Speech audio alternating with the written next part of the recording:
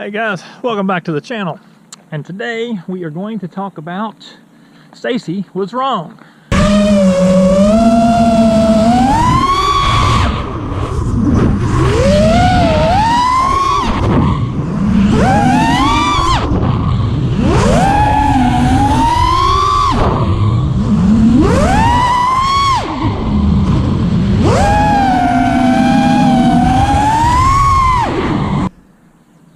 Hey guys, welcome back to the channel. If you're new here and you like this, make sure you hit that like button. If you want to see more, hit the subscribe button. If you don't want to miss anything, hit that notification bell. So today we're going to talk about Raceflight firmware and how I was wrong before. Well, I wasn't wrong then, but it's not valid anymore.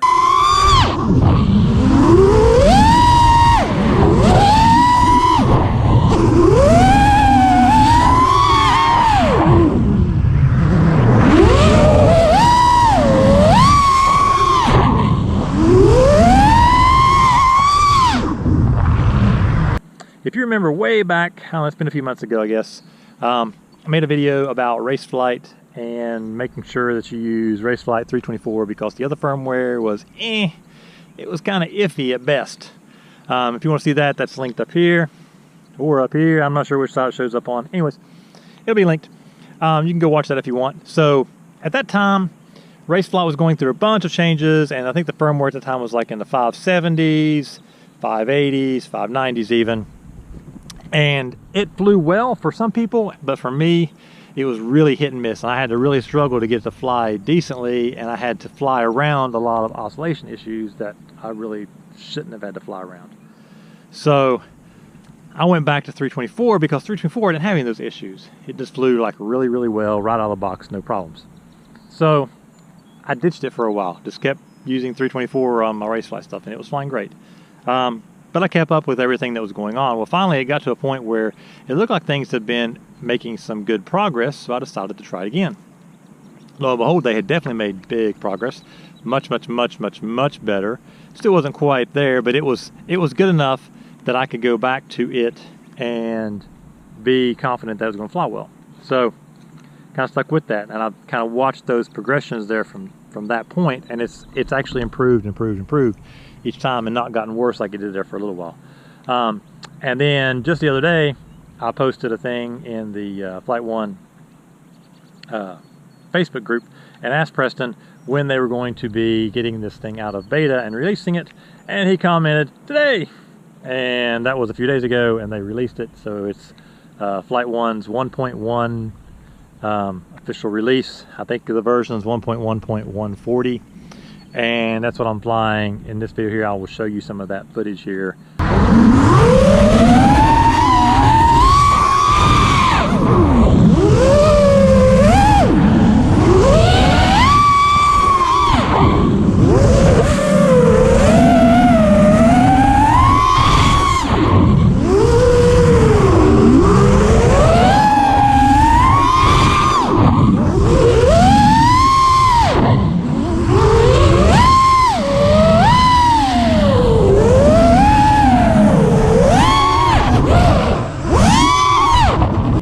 Flies phenomenal. I don't have any issues at all with stuff. The only time I've got any prop wash issues is when I'm doing things that should cause prop wash. So and even then, not all the time. So much smoother. So if you haven't tried it out yet and you have a Raceflight board, give it a try. If you went back to 324 because you were frustrated with a lot of the stuff, give the new one a try. I'm telling you, it's way better. UI and the configurator is even better, a lot nicer. It's just all around really nice. So you get this new like predictive filter thing. I don't know what it does exactly. It's, you know, magic, I guess. I don't know, but it seems to be working really well. So all I did on mine, for what you'll see here, is I set it on Schizo's tune, and I put in my rates, and that was all I did with that, and it's flying phenomenally. Love it. Didn't make any changes whatsoever. Everything, motors are all nice and cool. It's just silky smooth. It sounds really good.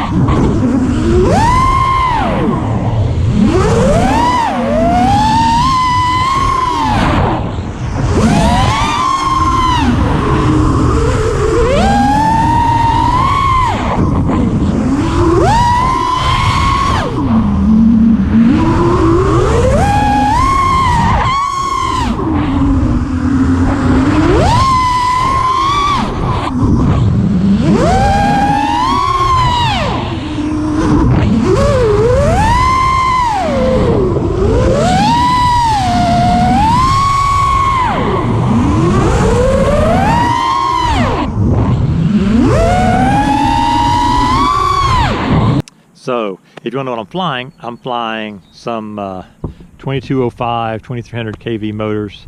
They are cheap ass, and say it fast and you'll know what I mean. Actually, this Quad Box's brand. They're not made anymore though, unfortunately, but you know, just 2205, 2300 kV motors. HQ 5x4.3 by 3 props, and Raceflight board and Raceflight ESC, and 1300 to 1500 milliamp China Hobby line packs. What else I got? I got a Unify 58G V2 on here, and I've got a Runcam Swift Mini with a Runcam 1.8 lens on there, and then a GoPro Session 5 for recording it.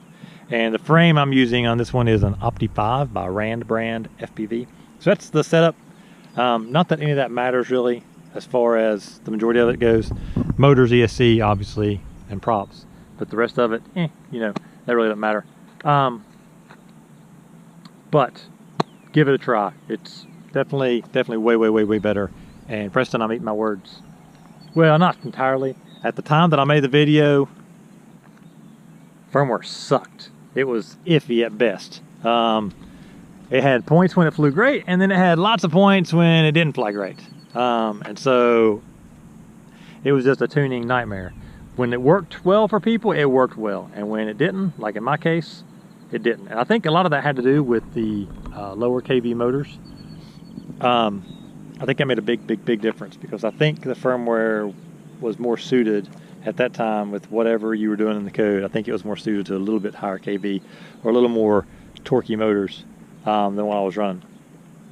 Now though, different story, much better. So kudos to you guys for pushing through and making big improvements. Really like that.